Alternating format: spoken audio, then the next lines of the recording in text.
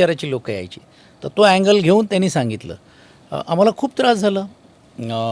माझ्यासारख्या कार्यावरती 18-12 केसेस 7-8 दिवसामध्ये लागलेत आणि मला अमरावतीला जाऊन ठेवलं. म्हणजे संघर्ष हे जे आता सांगतायत असं त्रास होतो, CBIचा होतो, EDचा होतो, हे सरकारमध्ये असताना झालेलं आहे. पण आम्ही थांबलो नाही. 94-95 मी परत उभा राहिलो, परत साहेबांकडे गेलो आणि सांगितलं की साहेब माझी चूक काय. मला आजही आठवते की फारुख अब्दुल्लाजींच्या थ्रू माझी त्यांची पहिली भेट झाली होती दिल्लीमध्ये. आणि कारण फारुख अब्दुल्लाजींचा मुलगा हे बारामती गेस्ट हाऊसला इकडे राहायचे. मला काँग्रेसच्या एका ब्लॉक प्रेसिडेंटनी त्यावेळी दिल्लीच्या त्यांनी भेट करून दिली फारुख अब्दुल्लांकडनं. म्हणजे आता ते किस्सा सांगायलाही हरकत नाही. मी दिल्लीला गेलो, मला वाटलं ते एक्झिक्युटिव्ह सीटला बसले होते, मी पाठी बसलो. लँडिंगच्या वेळी तिकडे पुढे आल्यानंतर त्यांनी सांगितलं की बोलिए क्या है आपका काम. तो बोले मैं ऐसा तो बोले इतना टाइम नहीं है मेरे को बात करने, मैं आपको शरद से मिलाऊंगा, बाकी आप हमसे बात करिए. लँड झालो. जसं आम्ही लँड जाताना मला वाटलं त्यांच्या कॉन्वे, कारण त्यांच्याकडे खूप हाय सिक्युरिटी होती. ते लँड करून मी लॉबीमध्ये, त्यांनी गाडी अशी परत घेतली. आम्ही अरायवलवरून परत डिपाचरला झालो. म्हणजे हे काय, डिपाचरला बघतो तर तिकडे पवारसाहेब लॉबीमध्ये बसले होते. यांनी सांगितलं आणि थोडा वहाँ बैठिये, आत बोलून घेतलं आणि सांगितलं. मग ज्यावेळी पवारसाहेबांशी बोलले आणि त्यांना मला इधर आवडलं, तो बोले शरद जी ये सचिन अहिर है, ये है ते. तर पवारसाहेब बोले किधर आहे सचिन अहिर, किधर आहे. मी आपली थोडीशी मूछ पण नाही आलेली, असं इकडे उभा आहे बघतोय. साहेब मी सचिन अहिर. तुम्ही सचिन अहिर आहात, तुम्ही आहात. म्हणजे साहेबांना कदाचित तो माझा वय किती होतं ते 23-24 वर्षाचा मी होतो. बरं ते म्हणजे आता मी म्हणजे त्या वयामध्ये ज्यावेळी माझे कॉलेजचे दिवस होते, हे भोगलं आहे मी. ते करून पण मी उभं राहिलं. मला साहेब आमची काय चूक झाली. तो नाही, मला असं नव्हतं, हे नव्हतं. आणि तोपर्यंत सत्ता गेली होती. 95 युतीची सत्ता आली. मग भुजबळ साहेबांच्या माध्यमातून आम्ही मुंबईमध्ये राजकारणाला सुरुवात केली. साहेब आणि त्यावेळी ते काँग्रेसमधून आलेलेच होते. त्यावेळी भुजबळ साहेब अगोदरच्या सत्तेमध्ये आले होते ना. मग तिकडनं सुरुवात केली, कारण माझगाव आणि भायखळ्याचा संबंध होता. असं करत आम्ही तो संघर्ष पाहिलेला आहे. म्हणजे इझी नाही आहे का नाही आहे. मग 95-96ला मी RMAचा सेक्रेटरी झालो. मग गोविंदराव अधिकजी, कारण बॉडी पुढे आमची राजीनामा देऊन त्यांच्या ताब्यात दिली होती. अधिक साहेब होते. अधिक साहेबांनी पण मला खूप पुश दिलं. आणि ते दिल्यानंतर अधिक साहेब बोलले ते पवारसाहेब जे सांगतील ते. पवारसाहेब काँग्रेस आणि NCP स्प्लिट झाल्यानंतर अधिक साहेब बोलले नाही सचिन आपल्याला आता काँग्रेसबरोबर राहावं लागेल. मला साहेब तुम्ही आयुष्यभर पवारसाहेबांचं नाव घेऊन हात पकडून तुम्ही बोला, आता तुम्ही सांगता कसं. मग साहेब आम्ही विचार करावा लागेल. आम्ही सर्वांनी अधिक साहेबांचं ऐकलं नाही आणि पवारसाहेबांवर राहिलं. मला आठवते त्यावेळी अशोक चव्हाण साहेबांच्या इकडनं निरोप आला, शंकरराव चव्हाण साहेबांचा आला की मग मला ते कार्यकर्ते तो त्यांचं शिक्षण बोला तुम्हाला आम्ही MLC देतो, तुम्ही हा निर्णय घेऊ नका. तर मी बोला आम्हाला MC काय नाही पाहिजे. तेव्हा MLC काय हेही माहीत नव्हतं आम्हाला. म्हणजे त्या वयात काहीच नाही ना. आणि मग नंतर राष्ट्रवादीमध्ये घेतलं. आणि ज्यावेळी पहिला मेळावा ज्यावेळी शिवाजी पार्कला घ्यायचं ठरलं, त्यावेळी हजारोच्या संख्येने आणणारी लोकपैकी आम्ही आहोत ना स्थापना करत असताना. नाही तर ती ताकद मी माथाडी कामगारांची होती. पहिल्या फळीतल्या नेत्यांपैकी होतात ना तुम्ही. माझ्या जितेंद्र आव्हाड आणि आम्हाला काय त्यावेळी. आणि तुम्हाला माहिती सांगतो की मला आठवते की ऑगस्ट क्रांती मैदानला हे असायचं कार्यक्रम. आणि त्यावेळी सोनिया गांधीजींचं भाषण असायचं. आम्ही स्टेजवरती बसलोय असंच नाही, ऐकायचो आम्ही करून. आता किती वेळ लागणार की नाही. त्यात मी होतो, बाबा सिद्दीकी होते, जितेंद्र आव्हाड होता, असलम शेख होते, अशोक जाधव होते. ही फळीतली लोक आहो आम्ही. म्हणजे तिकडे लगेच स्टेज बीज करून सर्व नाश्ता झाला की नाही, की नाही, लोक कसे आले की नाही आलेले. म्हणजे ते दिवस पण बघितले ना आम्ही. संघर्ष म्हणजे असं नाही. मी तेच म्हणत होतो. काल प्रवीण दरेकर मला बोलवते, प्रवीण दरेकर बोलवते ऑफ द रेकॉर्ड की भाऊ आपल्याला आठवतात की ते दिवस ज्यावेळी UR CR असायचे, राज ठाकरेंच्याकडनं आणायचे. मग ते चाळीतून फोन यायचा. मग तुम्ही जाऊन सांगायचं की भाऊ हे बघा, अरे नाही ते आपले मित्र हे आहेत. कारण माझं जीवन कसं झालं की मी MMK कॉलेजला ग्रॅज्युएशन 12th केली. भीतीबाईला 1 वर्ष राहिलो. आणि ग्रॅज्युएशन सिद्धार्थ कॉलेजला केली. सिद्धार्थ कॉलेजला गेलं तर जा नको, कशाला कॉलेजला तुझा हजेरी लागली, जा शिकायची गरज नाही. असं फरक बघितलं ना आम्ही. तर कमलेश कसं आहे की शेवटी आमचा संघर्ष, आमचं हे जे आहेत हाही ज्यावेळी झाल्यानंतर आम्ही कुठे होतो आणि तो संघर्ष आम्ही कायम आम्ही ठेवत राहू किंवा करत राहू. तर आम्हालाही मर्यादा आहे ना. एक भाऊ मला तुमच्यासोबतची तुम्ही नावाची सगळी घेतली नाही, सगळी मंडळी. असं झालं पुढे की तुमची सगळ्यांची गाडी तुमची सोबत चालू होती. मी असं म्हणणं कदाचित तुम्हाला पटेल की नाही माहित नाही, पण ही मंडळी थोडीशी पुढे निघून गेली.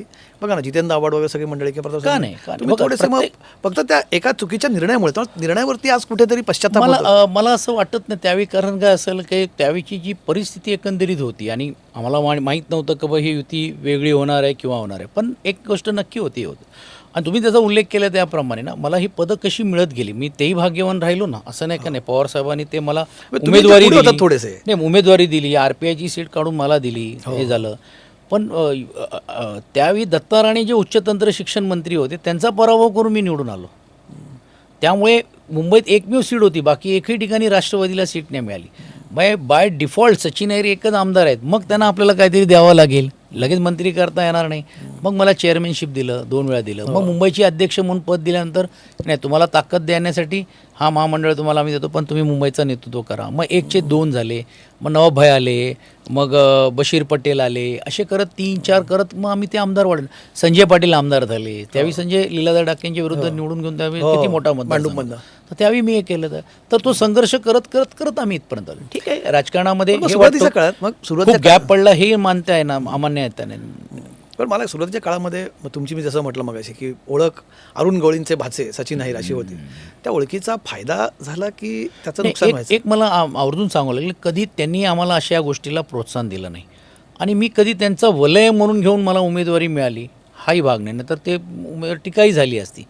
मला ज्यावेळी उमेदवारी मिळाली, म्हणजे मला आठवते की दत्ता राणेंच्या विरुद्ध मी त्यावेळी जे लढलो, गोपीनाथ मुंडे साहेबांची 2 सभा झाल्या आमच्याकडे. मला असं वाटलं की त्यांना काहीतरी वेगळं इम्प्रेशन, म्हणून मी ज्यावेळी लॉबीमध्ये ज्यावेळी निवडून आल्यानंतर बोला सचिन तुझ्याकडे, मला साहेब तुम्ही 2-2 सभा घेतल्या माझ्याकडे इकडे, तुला नाही, मला पोलीस रिपोर्ट होता की ही सीट आम्ही हारतोय म्हणून आम्ही निवडलं. एकही आरोप ते करू शकले नाही मला त्यावेळी. आता त्यावेळी तो वलयाचा वापरून करून, त्यावेळी तर तुम्हालाही माहिती आहे काय परिस्थिती होती, कशा प्रकारे करता येत होत्या सर्व गोष्टी, पण त्यांनी केलं नाही. हा झाला एक भाग. दुसरी गोष्ट, मी माझ्या मामाच्या विरुद्ध लोकसभा लढली ना, तेही पडले आणि मी पडलो, आणि मोहन रावळे फक्त अवघ्या 11,000 मतांनी निवडून आले. 90,000 त्यांना मतं पडली, 1,10,000 मला पडली. म्हणजे जिकडे ज्यावेळी तोही किस्सा म्हणजे असा आहे की पवार साहेबांनी माझी उमेदवारी जाहीर केली, मी मामांकडे गेलो आणि त्यांना सांगितलं की असं असं आहे किंवा, तुला नाही बिंदास काय प्रॉब्लेम नाही, तू लढ. नंतर बघतो काय झालं, अनेकांना तेव्हा आश्चर्य वाटलं की तुमची थेट उमेदवारी डिक्लेअर केली पवार साहेबांनी लोकसभा. आम्ही असं ऐकलं तुमची इच्छा नव्हती तेव्हा लढायची. नाही, ज्यावेळी माझी तर अजिबात लढायची लढाई लोकसभेला जायची माझी जराही इच्छा नव्हती. त्याला कारण असं होतं की मी स्टेट पॉलिटिक्समध्ये इन्व्हॉल्व होतो. शरदराव जे युनियन लीडर आहेत त्यांना प्रवेश मी केलं. त्या प्रवेशाच्या मेळाव्यामध्ये पवार साहेबांनी सांगितलं की आता कामगारांच्या प्रश्नाला न्याय देण्यासाठी आपला प्रतिनिधी दिल्लीला जायला पाहिजे, एवढं बोलल्याने ते झाले. दुसऱ्या दिवशी मला बोलून घेतलं, बोले सचिन तुला लोकसभा लढायची. साहेब मला, मग मी गेलो मामांकडे, मामाले काय हरकत नाही, तुला माझा आशीर्वाद आहे, जय शंभू नारायण, असं बोलले झालं. आम्ही बोललो काही हरकत नाही, गेलो तिकडे साहेबांना सांगितलं आम्ही तयार करतो. तुम्ही जो शब्द वापरला नंतर मग सर्व झाल्यानंतर मामांनी भूमिका घेतली की नाही आपण लढलं पाहिजे, केलं पाहिजे. मग तो संघर्ष झाला, हे झालं. मग माझ्यासमोर असा विषय होता जसं तुम्ही उल्लेख केल्याप्रमाणे की बाबा माझ्यावरती नेहमी एक दबका असायचा किंवा हे असायचं का यांचं काय असेल ते. तर मला पर्याय होता की मग पवार साहेबांना सांगितलं आणि मी बोललो असतो की नाही आता मी लढणार नाही, काय करणार, कसं होणार. मी लढलो ना, किती मोठी लढाई दिली तिकडे.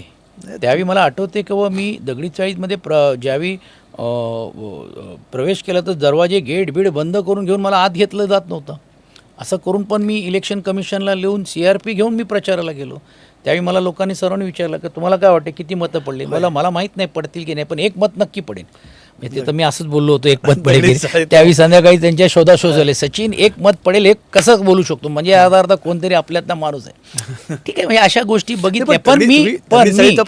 पण मी त्याचं कधी हे वलय आणून दिलं नाही, आणि म्हणून तर पवार साहेबांनी मला मंत्रीपर्यंत घेऊन जाण्याचं काम केलं आणि कोणी तशी टीका पण नाही केली. सचिन भाऊ, ज्यांना मुंबईचं राजकारण 20 वर्षापूर्वीचं कदाचित माहीत नसेल त्यांच्यासाठी मला माहीतच नाही दगडी चाळ आणि हा दक्षिण मध्य मुंबईचा काय एक वेगळं कनेक्शन होतं. तुम्ही मगाशी म्हटलात की जय शंभू नारायण म्हटले, डॅडी म्हणायचे त्यांना. तुम्ही त्यांना डॅडी म्हणतात का मामा म्हणतात? मामाच म्हणतात त्यांना, पण डॅडी म्हणून एक शंभू नारायण शब्द तिथे हा फक्त कोणी उच्चारला कळायचं, आदेश असायचा, तिथं कळायचं की माणूस कोणाशी ॲफिलिएटेड आहे. पण त्या काळात असंही झालं की स्वतः अरुण गवळींनी स्वतःचा पक्षही काढला, अखिल भारतीय सेना. आणि मी पत्रकार म्हणून सुरुवातीला मी रचना बघत होतो, अगदी शाखा प्रमुख वगैरे कारण अशी शिवसेनेसारखीच यंत्रणा नाही, काय कारण ABS ची जी स्थापना करणारा जो व्यक्ती होता, ज्याच्यानंतर दुर्दैवाने त्यांचा खून झाला, तो खूप त्या ह्याच्यातूनच होता. म्हणजे तो त्या आयडिओलॉजिकली शिवसैनिक म्हणून आयडिओलॉजी म्हणून तर तुम्ही बघितलं असेल की बाळासाहेब पण एक काळामध्ये बोलायचे नाही की बाबा तुमचा दावता आमचा गवळी. एक्झॅक्टली. मला माहिती आहे, नाही काय ना, म्हणजे अरुण गवळींचं तेव्हा मुंबईमध्ये असलेलं एक त्यावेळी वेगळं कसं होतं. होतं, हे पण तुम्हाला हिंदू वाटलं नाही, मला विचारायचं होतं की तुम्हाला असं वाटलं नाही का की आपण अखिल भारतीय सेनेत जाऊन आपलं राजकारण करावं? नाही, शेवटी माझा कधी नाही हे बघा, मुळात तर माझा राजकारण हा पिंडत नव्हता. मी कामगार क्षेत्रातच होतो. हे ज्यावेळी परिस्थिती राष्ट्रवादी आणि काँग्रेस झाली, समजा एकत्र असते तर कदाचित सीट पण मिळाली नसती. तर हा योगायोग आहे. पण मिळालेली सीटची चीज करून मी निवडून येऊन मग ज्या विचाराने आपण वाढलो, काँग्रेस संस्कृतीत वाढलो, त्यानंतर राष्ट्रवादी आपण स्थापन केली आली, तर मग तोच मार्ग मला पुढे घेऊन जाण्याचा होता. तुम्हाला मग ते कुठेच वाटलं नाही? कधीच वाटलं नाही आणि कधी तसं त्यांनी असं केलं नाही. आणि मला एवढं होतं का मी शुभेच्छा होतं. मला आठवतं की ज्यावेळी त्यांनी पहिल्यांदा सरकारच्या विरुद्ध मोर्चा काढला होता, होय, 80,000 लोकांचा मोर्चा. मला वाटत नाही त्यानंतर असा कुठचा मोर्चा आधी पाहायला आपल्याला मिळतो. म्हणजे अर्थात आझाद मैदानामुळे ते झालं आहे, पण एवढी संख्या एकत्रित पूर्ण राज्यावरून करून आणली, त्यांची ताकद होती ना. त्यानंतर मोर्चा झाला तो मराठा महासंघात किंवा मराठा समाजासाठी झाला, पण त्याच्यात तेवढं झालं. पण मग जेव्हा त्यांनी एवढा पक्ष काढला, तुम्ही मगाशी याचा उल्लेख केला, मी त्याबद्दल बोलणारच होतो की अखिल भारतीय सेनेचं एवढं वजन होतं, म्हणजे शिवसेनेलाच पॅरलल बघितलं होतं. खुद्द बाळासाहेब ठाकरे म्हणाले होते एकदा की तुमचा दाऊद तर आमचा अरुण गवळी. असं असताना म्हणजे एवढं वलय होतं. म्हणजे आता मी हा शब्द वापरला कारण एकदा याच्यावरनं